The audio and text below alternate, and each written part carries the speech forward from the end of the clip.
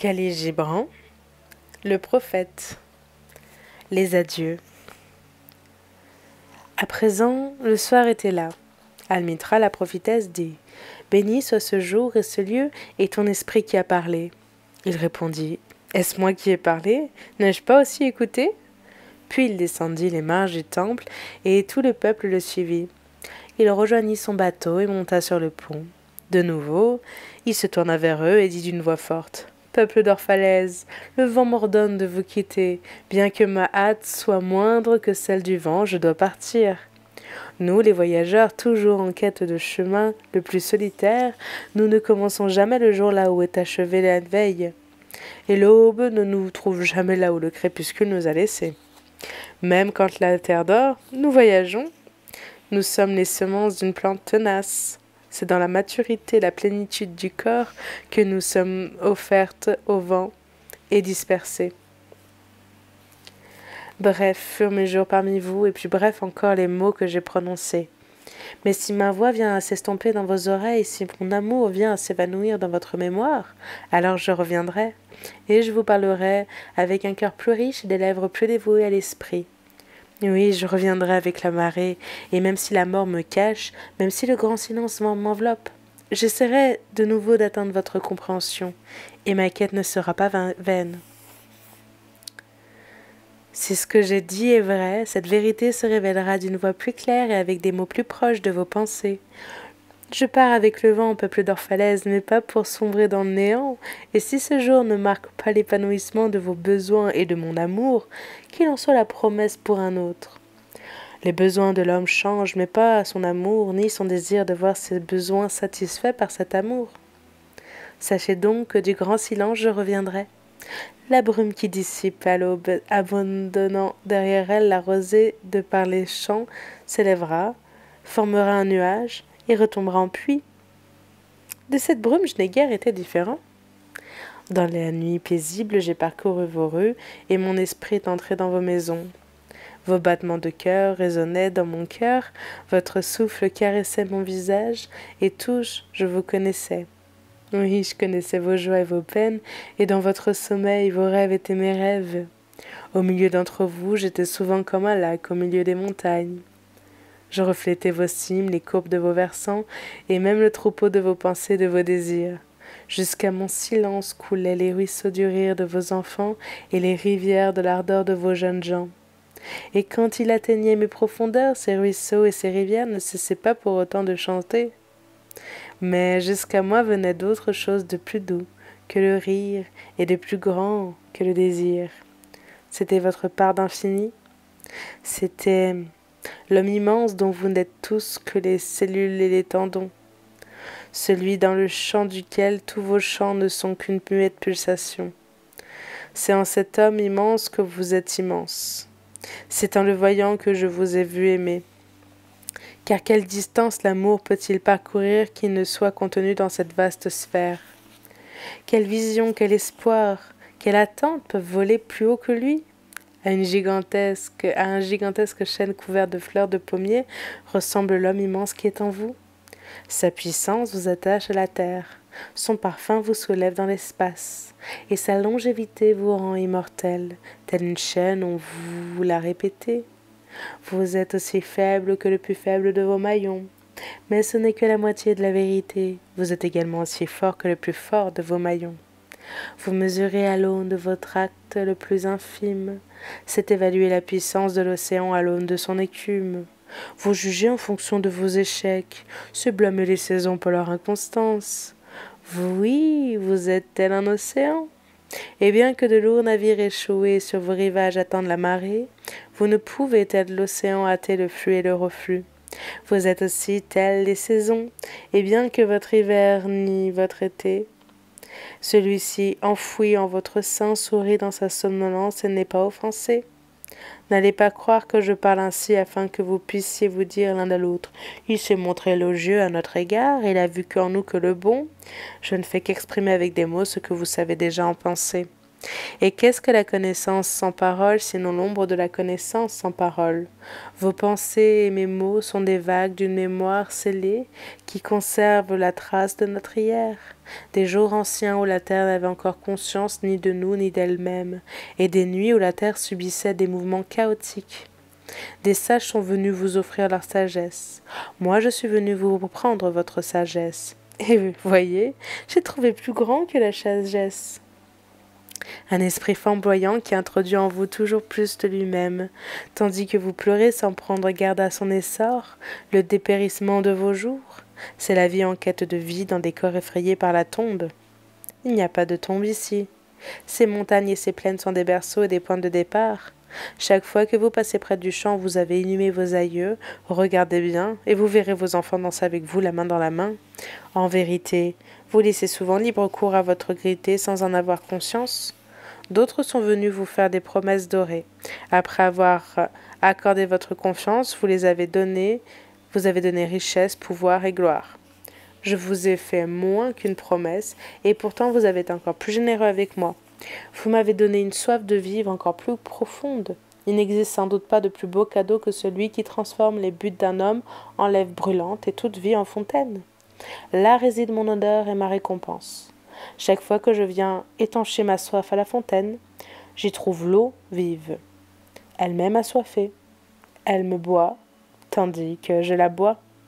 Certains d'entre vous m'ont jugé trop fière et trop timide pour recevoir des cadeaux. De fait, je suis trop fière pour accepter un salaire, mais pas un présent. Bien que j'ai mangé des baies dans les collines quand vous auriez voulu m'inviter à votre table, et dormir sous le portique du temple quand vous m'auriez volontiers reçu sous votre toit, votre tendre sollicitude pour mes jours et mes nuits rendait des aliments à ma bouche plus doux et parait mon sommeil de vision. Pour cela, par-dessus tout, je vous bénis. Vous donnez beaucoup sans savoir que vous donnez. En vérité, la bonté que je contemple dans un miroir se fige, et la bonne action qui s'adresse elle-même des compliments finit par ressembler à une malédiction. Certains d'entre vous m'ont jugé hautain, ivre de ma propre solitude, et ont dit « Il tient conseil avec des arbres de la forêt, mais pas avec les hommes.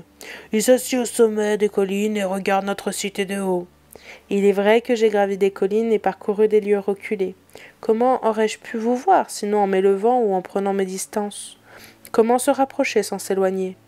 D'autres parmi vous m'ont dit sans recourir aux paroles.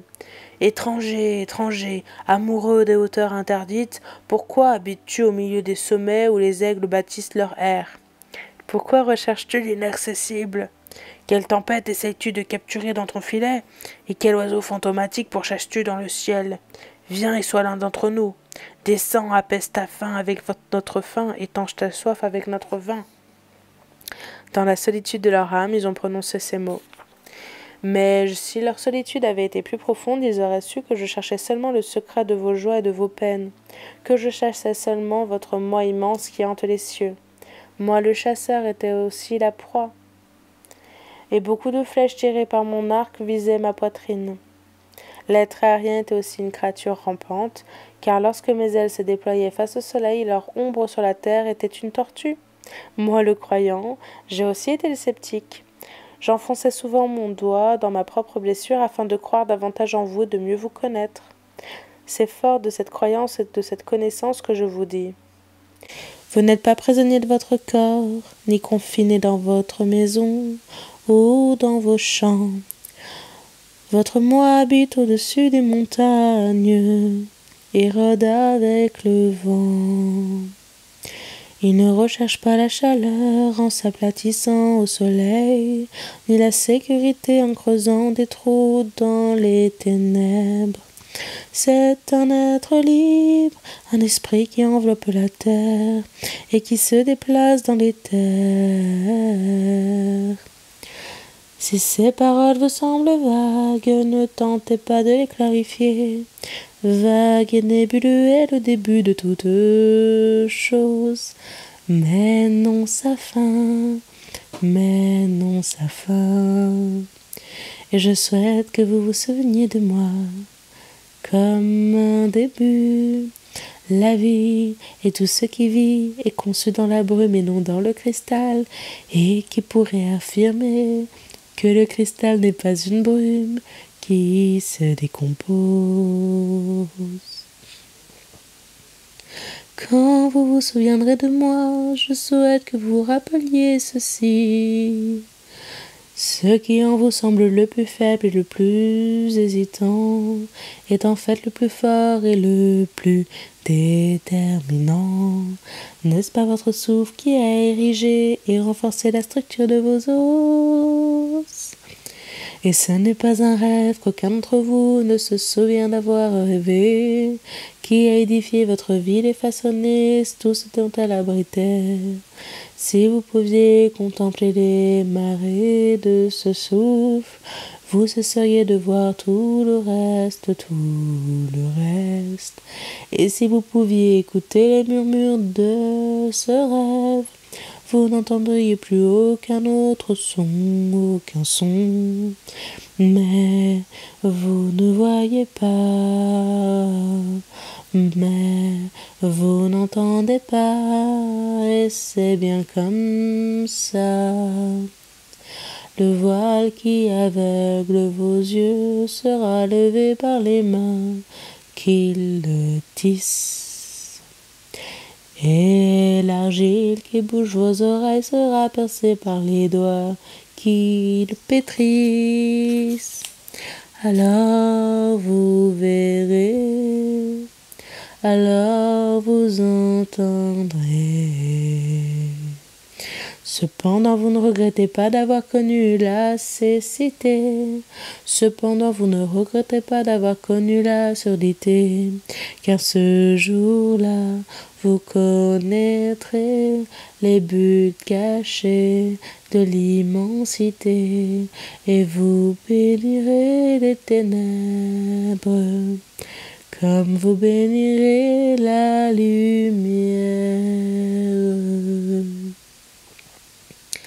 Après avoir prononcé ces paroles, il regarda autour de lui et vit le pilote du navire qui se tenait à la barre, observant tour à tour les voiles gonflées à l'horizon. Il dit alors : « Quelle patience possède ce capitaine de mon navire ! Le vent souffle, les voiles frémissent, même le gouvernail réclame un cap. Mais mon capitaine respecte patiemment mon silence. Mes marins aussi, qui entendent le cœur du grand large, qui m'ont écouté patiemment. Mais ils n'attendront pas plus longtemps, je suis prêt. Le fleuve a atteint la mer, et une fois de plus, la mer gigantesque, presque son fils contre son sein. Adieu, peuple d'Orphalaise. Ce jour est fini. Il se referme sur nous comme un nénuphar sur son lendemain. Ce qui nous a été donné ici, nous le garderons. Si cela ne suffit pas, alors nous nous réunirons de nouveau et ensemble nous tendrons nos mains vers le donateur. N'oubliez pas que je reviendrai vers vous, d'ici peu. J'éprouverai un désir ardent de rassembler la poussière et l'écume pour former un autre corps. D'ici peu, après un moment de repos dans le vent, une autre femme m'enfantera. Adieu à vous et à la jeunesse que j'ai passée parmi vous. Hier à peine, nous nous sommes rencontrés dans un rêve. Vos chants ont distrait ma solitude, et avec vos désirs, j'ai édifié une tour en plein ciel. Mais à présent, le sommeil nous a fui. Notre rêve s'est achevé, l'aube est passée. Midi approche. Notre réveil embrumé a fait place au jour radieux, et nous devons nous séparer. Si dans le crépuscule de la mémoire, nous devons un jour nous retrouver, de nouveau nous parlerons ensemble, et vous me chanterez un chant plus profond. Si vos mains se croisent dans un autre rêve, nous édifierons une autre tour dans le ciel. Tout en disant ces mots, il fit signe aux matelots qui, dans l'instant, levèrent l'ancre, larguèrent les amarres et mirent le cap à l'est. Un cri jaillit du peuple, comme un chœur unique s'éleva dans la pénombre et fut emporté au-dessus de la mer tel un concert de trompettes. Seule, Almitra demeura silencieuse en suivant les navires des yeux jusqu'à ce qu'il fût évanoui dans la brume. Quand le peuple se fut dispersé, elle resta seule sur la digue en se remémorant dans son cœur ce qu'il venait de dire. D'ici peu, après un moment de repos sur le vent, une autre femme m'enfantera.